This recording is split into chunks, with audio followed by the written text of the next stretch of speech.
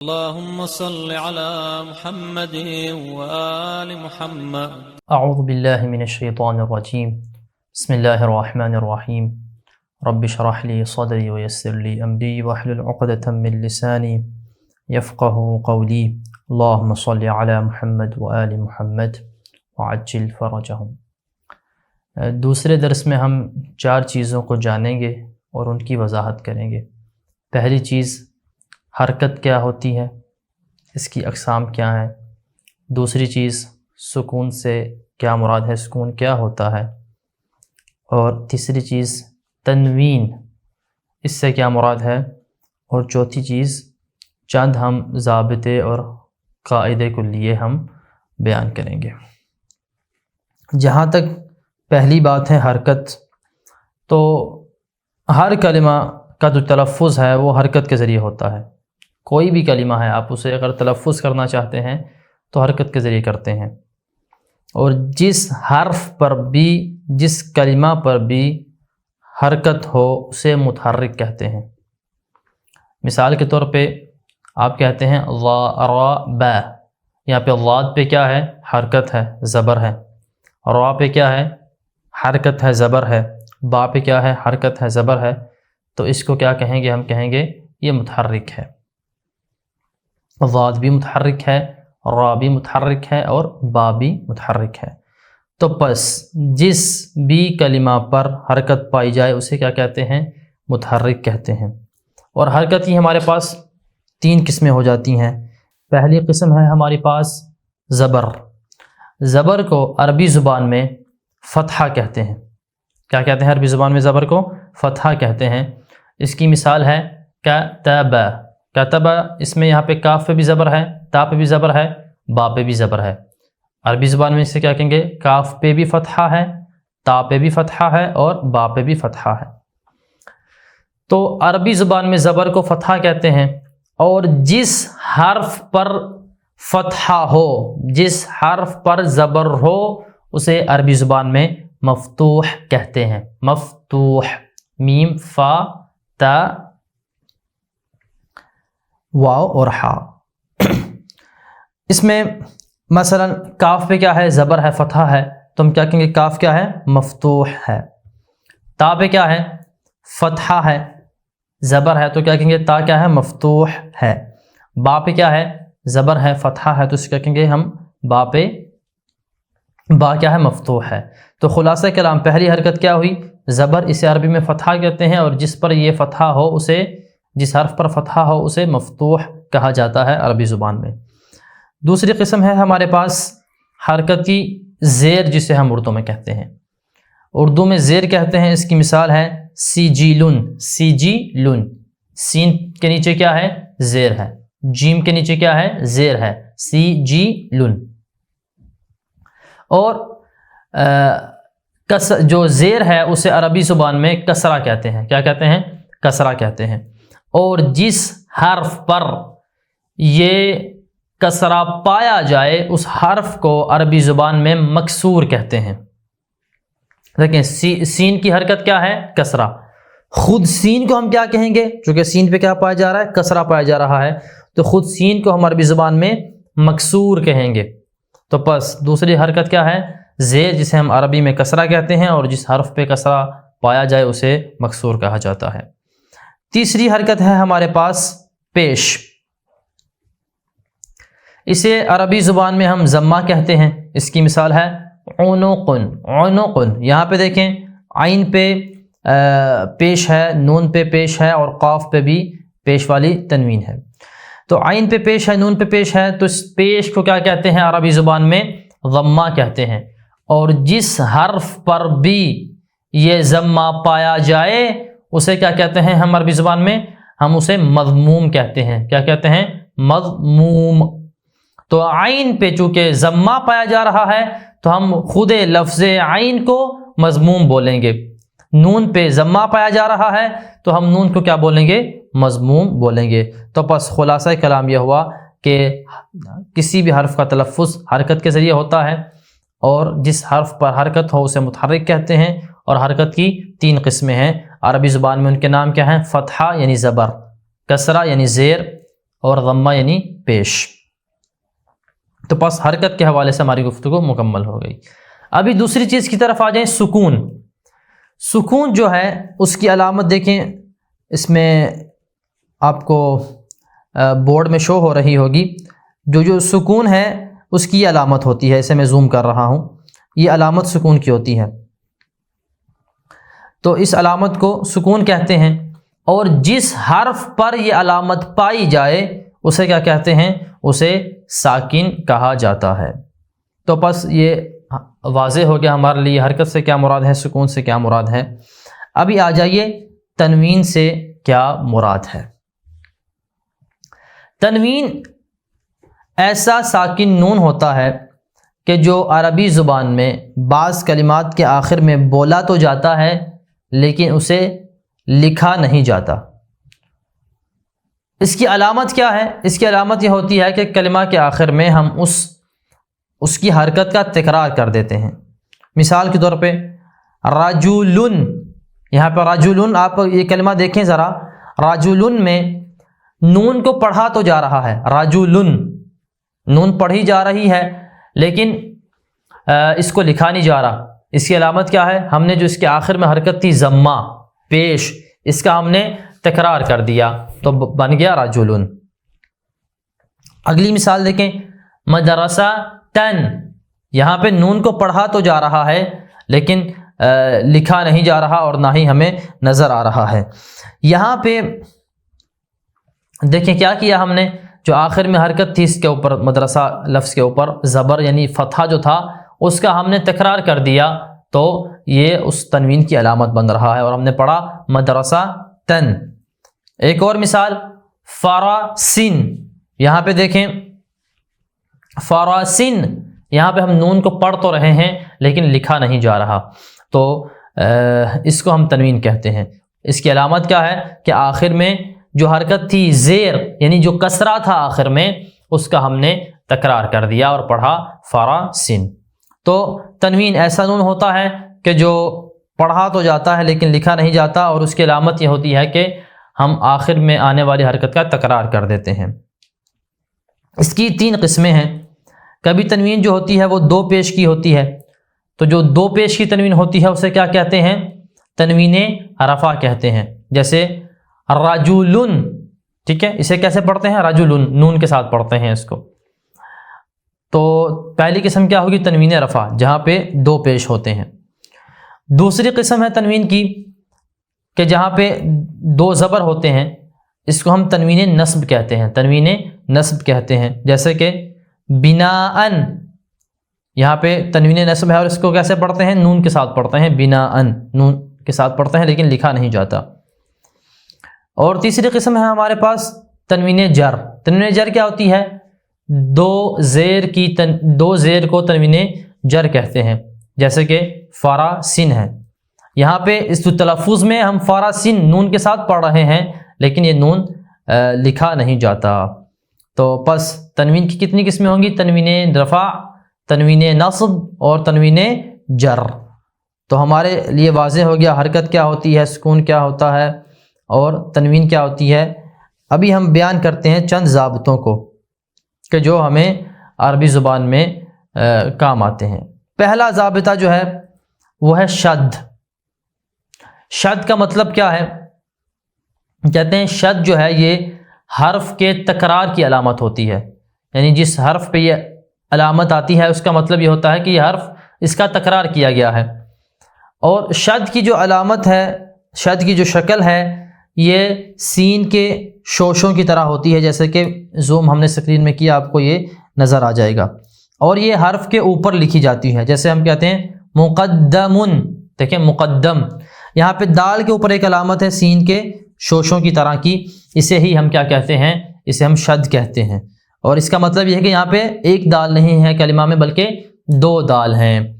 تعلمن، یہاں پہ دیکھیں شد کی علامت ہے سین کے شوشوں کی طرح کی، اور یہ کلمہ کے یہ لام کے اوپر لکھی ہوئی ہے، اور اس کا مطلب یہ ہے کہ ہمارے کلمے میں فقط ایک لام نہیں ہے بلکہ 2 لام ہیں۔ تعلمن میں 2 لام ہیں اور مقدمن میں دال کے اوپر شد ہے، تو اس کا مطلب یہ ہے کہ اس کلمہ میں 2 دال ہیں۔ تو یہ ہو گیا ہمارے پاس شد کا معنی۔ آگے آ جائیں مد۔ یہ مد کیا ہوتا ہے؟ مد یہ ہوتا ہے کہ جب کسی کلمے میں الف سے پہلے حمزہ ہو اور اس حمزہ کے اوپر کیا ہو؟ زبر ہو، تو ان دونوں کو ایک الف کی شکل میں لکھتے ہیں، یعنی الف مدہ جسے کہتے ہیں ہم اردو میں، الف مدہ کی شکل میں لکھتے ہیں۔ اور یہ جو الف مدہ کی شکل میں لکھتے ہیں اسے ہم مد کہتے ہیں۔ اس کو ذرا سمجھنے سے پہلے آپ ذرا دیکھیں کہ بھئی الف میں اور حمزہ میں فرق کیا ہے۔ عام طور پہ ہم اردو میں دونوں کو ایک ہی سمجھتے ہیں، لیکن الف اور حمزہ میں عربی زبان میں فرق ہے۔ حمزہ وہ ہوتا ہے کہ جس پہ کوئی نہ کوئی حرکت آتی ہے۔ جب کوئی بھی حرکت آ جائے یا سکون آ جائے، بے شک الف کی شکل میں لکھا ہو وہ، لیکن اس پہ کوئی حرکت آ جائے گی یا اس پہ کوئی سکون آ جائے گا تو اسے ہم حمزہ کہیں گے، اسے ہم الف نہیں کہیں گے۔ الف جو ہوتا ہے وہ بالکل سمپل ہوتا ہے، یعنی اس پہ نہ کوئی حرکت ہوتی ہے نہ کوئی سکون ہوتا ہے۔ جب آپ دیکھیں کہ نہ کوئی حرکت آ رہی ہے نہ کوئی سکون آ رہا ہے تو اسے آپ کیا بولیں گے؟ اسے آپ بولیں گے الف بولیں گے۔ لیکن اگر کوئی حرکت آ جائے یا سکون آ جائے تو آپ اسے کیا کہتے ہیں؟ اسے آپ حمزہ کہتے ہیں۔ اس کی ذرا مثال دیکھیے گا، وا ری بن۔ یہاں پہ دیکھیں جو الف آ رہا ہے ضاد کے بعد، اس پہ نہ ہی کوئی حرکت ہے اور نہ ہی کوئی سکون ہے، تو اسے ہم کیا بولیں گے؟ الف بولیں گے۔ لیکن اگر اس پہ کوئی حرکت آ جائے یا سکون آ جائے تو آپ اسے کیا بولیں گے؟ آپ اسے حمزہ بولیں گے۔ تو بس یہ فرق ہو گیا الف اور حمزہ کے درمیان۔ تو جب یہ فرق واضح ہو گیا تو آپ آ جائیے اس کی طرف کہ بھئی مد کیا ہوتی ہے۔ مد یہ ہوتا ہے کہ بھئی الف سے پہلے کوئی حمزہ ہے اور حمزہ کے اوپر زبر ہے، تو حمزہ کہ جس کے اوپر زبر ہے اور اس الف کو ہم ملا کے پڑھیں گے، کھینچ کے پڑھیں گے، الف مدہ کی علامت لگا کے پڑھیں گے، تو اسے ہم مد کہتے ہیں۔ ذرا مثال دیکھیے، یہ کیا ہے؟ عامر۔ دیکھیں حمزہ ہے پہلے، اس کے اوپر زبر ہے، اس کے بعد الف آ رہا ہے، تو ہم ان دونوں کو ملا کے الف مدہ کی علامت کے ساتھ پڑھیں گے اور پڑھیں گے آمرن۔ اور مثال دیکھ لیں، قرآن۔ یہاں پہ حمزہ ہے، اس کے بعد الف آ رہا ہے، تو حمزہ پہ زبر ہے، تو ان دونوں کو ہم ملا کے پڑھیں گے اور علامت الف مدہ والی لگا دیں گے اور ہم پڑھیں گے قرآن۔ قرآن پڑھیں گے، ہم کھینچ کے تھوڑا پڑھیں گے۔ تو مد یہ ہوتا ہے کہ بھئی کلمے میں حمزہ ہو، اس کے اوپر زبر ہو اور اس کے بعد الف آ رہا ہو۔ الف کیا مطلب؟ یعنی وہ بالکل خالی ہو، نہ اس پہ کوئی حرکت ہو نہ اس پہ کوئی سکون ہو، تو ان کو ہم ایک علامت دیتے ہیں الف مدہ والی اور اس سے ہم اس کو کھینچ کے پڑھتے ہیں، جیسے قرآن آمرن۔ ٹھیک ہے، یہ مد ہو گیا۔ آگے ہمارے پاس ہے تیسرا رابطہ جو ہے وہ ہے وصل۔ وصل کی علامت دیکھیں اسکرین میں آپ کو شو ہو جائے گی، ہم نے لکھی ہوئی ہے، یہ وصل کی علامت ہے۔ اور اس کا مطلب کیا ہوتا ہے؟ اس کا مطلب یہ ہوتا ہے کہ بھئی جب یہ علامت ہم اس حمزہ پہ لگاتے ہیں کہ جو 2 کلموں کے درمیان آتا ہے، جو 2 جملوں کے درمیان آنے والا حمزہ ہے اس پہ ہم یہ علامت لگاتے ہیں، اس کا مطلب یہ ہوتا ہے کہ اسے تلفظ نہیں کیا جائے گا۔ تو پس وصل سے کیا مراد ہے؟ ایسی علامت کہ جو ہم ایسے حمزہ پہ لگاتے ہیں کہ جو 2 جملوں کے درمیان آ رہا ہے، اور اس کا مطلب یہ ہوتا ہے کہ بھئی اس حمزہ کو آپ نے پڑھنا نہیں ہے۔ ذرا مثال کی طرف آئیے، یا ربی، یہ ایک جملہ ہو گیا۔ دوسرا جملہ ہے ہمارے پاس ارحمنی۔ ٹھیک ہے، یہ ہمارے پاس 2 جملے ہیں۔ ان 2 جملوں کے درمیان میں ہمارے پاس کیا ہے؟ ان 2 جملوں میں ہمارے پاس کیا ہے؟ حمزہ ہے۔ ارحمنی، ارحمنی جو اس پہ جو آپ کو نظر آ رہا ہے یہ حمزہ ہے، چونکہ اس کے نیچے زیر ہے۔ تو یا رب ارحمنی، یہ 2 جملے ہیں، ان 2 جملوں کے درمیان کیا آ رہا ہے؟ یہ حمزہ آ رہا ہے، تو ہم اس کے اوپر کیا علامت لگا دیں گے؟ وصل والی علامت لگا دیں گے۔ اس کا مطلب یہ ہوگا کہ اس حمزے کو نہیں پڑھا جائے گا کلام کے درمیان میں، ہم ملا کے پڑھیں گے یا رب ارحمنی۔ ٹھیک ہے، یا رب ارحمنی پڑھیں گے، یا ربی ارحمنی نہیں پڑھیں گے۔ تو یہ ہوتی ہے علامت وصل کی۔ آگے ہمارے پاس ضابطہ ہے قطع۔ قطع جو ہوتا ہے اس کی شکل جو ہوتی ہے، علامت جو ہوتی ہے، وہ ہم نے آپ کو لکھ کے دی ہوئی اسکرین میں، یہ حمزہ کی شیپ کی ہوتی ہے اس کی علامت۔ اس کا مطلب یہ ہوتا ہے کہ جو حمزہ دو جملوں کے درمیان آ رہا ہے اسے پڑھا جائے گا۔ اس کی مثال یا ولدو اکرم اباکا، یا ولدو ایک جملہ ہے، اکرم اباکا یہ دوسرا جملہ ہے۔ ان کے درمیان میں کیا آ رہا ہے ہمارے پاس؟ حمزہ آ رہا ہے، اور اس کے اوپر کیا ہے؟ یہ جو چھوٹا حمزہ ہے اس والی علامت لکھی ہوئی ہے۔ تو اس کا مطلب یہ ہے کہ اس کو کلام کے درمیان میں پڑھا جائے گا، تو پڑھیں گے یا ولدو اکرم اباکا۔ تو بس ہم نے آج کے درس میں جانا کہ حرکت کیا ہوتا ہے، سکون کیا ہوتا ہے، اور تنوین کیا ہوتی ہے، اور ضابطے کون کون سے ہیں، اور انشاءاللہ جو تمرین ہے اس کو بھی ہم ابھی بیان کرتے ہیں۔ تمرین جو ہے اس کے سوالات کی طرف آ جائیے۔ اس میں پہلا سوال ہے مندرجہ ذیل آیت قرآنی میں تنوین، حرکات اور ضابطوں کو بیان کریں۔ ہمارے پاس آیت ہے، بسم اللہ الرحمن الرحیم، یا ایھا الذین آمنوا لا یسخر قوم من قوم عسى ان یکونوا خیرا منہم۔ یہاں پہ دیکھیں ایو میں جو یا ہے اس پہ کیا ہے؟ شد ہے، یعنی مطلب یہاں پہ یا کا تکرار ہو رہا ہے۔ الذین میں جو لام ہے اس پہ بھی کیا ہے؟ شد ہے۔ اور یا ایھا الذین اس میں جو ایھا اور الذین کے درمیان جو حمزہ آ رہا ہے، یہ حمزہ کیا ہے؟ اس کو پڑھیں گے نہیں کلام میں، ویسے جدا پڑھیں تو الذین ہے، لیکن جب ملا کے پڑھیں گے تو آپ کیا پڑھیں گے؟ یا ایھا الذین۔ تو آپ چونکہ حمزہ کو نہیں پڑھیں گے تو یہ حمزہ کیا ہے؟ حمزہ وصل ہے۔ لا یسخر، یا کے اوپر کیا ہے؟ حرکت ہے، فتحہ ہے۔ سین کے اوپر کیا ہے؟ سکون ہے۔ خا کے اوپر کیا ہے؟ فتحہ ہے، اور را کے اوپر بھی کیا ہے؟ سکون ہے۔ قومن، یہاں پہ قاف کے اوپر کیا ہے؟ فتحہ ہے، واو پہ سکون ہے، میم کے اوپر کیا ہے؟ تنوین رفع ہے، یعنی دو پیش آ رہے ہیں جسے ہم تنوین رفع کہتے ہیں۔ میم میں مین کے اوپر کیا ہے؟ زیر ہے، یعنی کسرہ ہے، نون کے اوپر کیا ہے؟ سکون ہے۔ قومن، اس میں قاف کے اوپر زبر ہے یعنی فتحہ ہے، واو کے اوپر سکون ہے، میم پہ کیا ہے؟ دو زیر آ رہے ہیں، یعنی جسے تنوین جر کہتے ہیں۔ عسا، عین کے اوپر زبر ہے یعنی فتحہ ہے، سین کے اوپر بھی زبر ہے یعنی فتحہ ہے، اور یا کے اوپر بھی کیا ہے؟ زبر ہے یعنی جسے ہم فتحہ کہتے ہیں، اور کھڑا الف پڑھا جائے گا عسا۔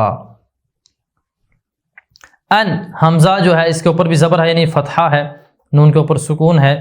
یکونو، یا کے اوپر کیا ہے؟ فتحہ ہے یعنی زبر ہے، کاف کے اوپر کیا ہے؟ پیش ہے یعنی ضمہ ہے، واو کیا ہے؟ ساکن ہے، نون کیا ہے؟ اس پہ ضمہ ہے، پھر واو ساکن ہے۔ خیرن، خا کیا ہے؟ اس پہ زبر ہے یعنی فتحہ ہے، یا کیا ہے؟ یعنی یا پہ سکون ہے، اور جو را ہے اس کے اوپر دو زبر ہیں جسے تنوین نصب کہتے ہیں۔ منہم، میم پہ جر ہے یعنی کسرہ ہے، میم کے اوپر کسرہ داخل ہے جسے ہم زیر کہتے ہیں۔ نون جو ہے یہ ساکن ہے، ہا جو ہے اس کے اوپر ضمہ ہے جسے ہم پیش کہتے ہیں، اور میم جو ہے یہ ساکن ہے۔ تو یہ ہم نے اس آیت میں جو قواعد وغیرہ پڑھے ان کو ہم نے بیان کیا۔ دوسرا سوال ہے مندرجہ ذیل سوالات کے جوابات دیں۔ پہلا سوال، حرکت کی اقسام بیان کریں اور اس کی مثال دیں۔ یہ بالکل واضح ہے۔ حرکت کی اقسام ہمارے پاس کیا ہیں؟ حرکت کی اقسام ہمارے پاس ہیں فتحہ جسے زبر کہتے ہیں، کسرہ جسے ہم زیر کہتے ہیں، اور ضمہ جسے ہم پیش کہتے ہیں۔ فتحہ کی مثال ہے ہمارے پاس کاتبہ، کسرہ کی مثال ہمارے پاس کیا ہے؟ سجیلن، اور ضمہ کی مثال ہمارے پاس ہے عنقن، جو کہ ہم نے درس میں پڑھی۔ دوسرا سوال آ جائیے، جس حرف پہ حرکت ہو اسے کیا کہتے ہیں اور اس کی اقسام بیان کریں۔ جس حرف پر حرکت ہو اسے ہم متحرک کہتے ہیں، اور اس کی ہمارے پاس چند اقسام ہیں، 3 اقسام ہو جائیں گی۔ جس حرف پہ حرکت فتحہ ہو اسے ہم کیا کہتے ہیں؟ مفتوح، اور جس حرف پہ حرکت ضمہ ہو اسے ہم کہتے ہیں مضموم، اور جس حرف پہ حرکت کسرہ ہو اسے ہم کیا کہتے ہیں؟ مکسور کہتے ہیں، اور ان کی مثالیں اور تفصیل ہم نے درس میں بیان کی۔ آگے یہ ایک علامت لکھی ہے زبر والی، کہتے ہیں اس علامت کو کیا کہتے ہیں اور اس کی مثال بیان کریں۔ اس علامت کو ہم زبر کہتے ہیں اردو میں اور عربی میں کہتے ہیں فتحہ. اس کی مثال ہمارے پاس ہے کتب. چوتھا سوال آ جائیے. تنوین کی تعریف کریں اور اس کی اقسام مثال کے ساتھ بیان کریں. تنوین کی تعریف ہے ایسا نون کہ جو عربی زبان میں کلمات کے آخر میں پڑھا تو جاتا ہے لیکن لکھا نہیں جاتا، اور اس کی علامت یہ ہوتی ہے کہ ہم کلمہ کی حرکت کا ہم تکرار کر دیتے ہیں. اس کی اقسام کیا ہیں؟ اگر 2 زبر ہوں آخر میں تو اسے تنوین نصب کہتے ہیں، جیسے ہم نے مثال دی مدرسہ تن. اگر 2 پیش ہوں تو اسے تنوین رفع کہتے ہیں، جیسے ہم کہتے ہیں عنقن. اور اگر آخر میں 2 زیر ہوں تو اسے ہم تنوین جر کہتے ہیں، فراسن. تو ہمارے پاس 3 اقسام ہیں، تنوین رفع، تنوین نصب اور تنوین جر. 5واں سوال ہے قطع کی تعریف کریں اور مثال ذکر کریں. قطع کی تعریف ہے کہ وہ علامت کہ جو 2 جملوں کے درمیان میں آتی ہے اور یہ بتاتی ہے کہ یہاں پہ حمزہ کو پڑھا جائے گا، اسے حذف نہیں کیا جائے گا. اس کی مثال ہے ہمارے پاس یا ولدو اکرم اباکا. یہاں پہ اکرم میں جو حمزہ ہے اسے ہم پڑھ رہے ہیں، جیسے کہ ہم نے تفصیل سے درس میں بیان کیا. اور 6واں سوال ہے ہمارے پاس وصل کی تعریف کریں اور مثال ذکر کریں. وصل سے مراد ہے ایسی علامت ہے جو 2 جملوں کے درمیان آنے والے حمزہ پہ داخل ہوتی ہے اور یہ بتاتی ہے کہ اس حمزہ کو کلام کے درمیان میں نہیں پڑھا جائے گا. اس کی مثال ہمارے پاس ہے یا رب ارحمنی، جیسے کہ ہم نے درس میں بھی اس کو تفصیل سے بیان کیا. اسی پہ اکتفا کرتے ہیں اور انشاءاللہ اگلے درس کے بارے میں گفتگو آئے گی. وصلی اللہ علی محمد وآلہ الطیبین الطاہرین المعصومین. اللہم صلی علی محمد وآل محمد وعجل فرجہم. اللهم صل على محمد وآل محمد